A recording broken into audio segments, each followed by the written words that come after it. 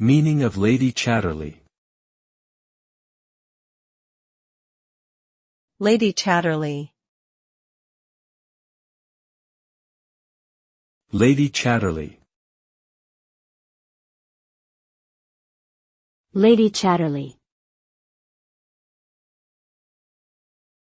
Lady Chatterley. Lady Chatterley is a literary character created by D.H. Lawrence in his novel Lady Chatterley's Lover. The novel tells the story of Lady Constance Chatterley, an upper-class woman who engages in a passionate and sexual relationship with her gamekeeper, Oliver Mellors. The novel explores themes of class, love, sexuality, and the power dynamics between men and women during the early 20th century. The novel was controversial at the time of its publication due to its explicit sexual content, and it continues to be a significant work in the history of literature.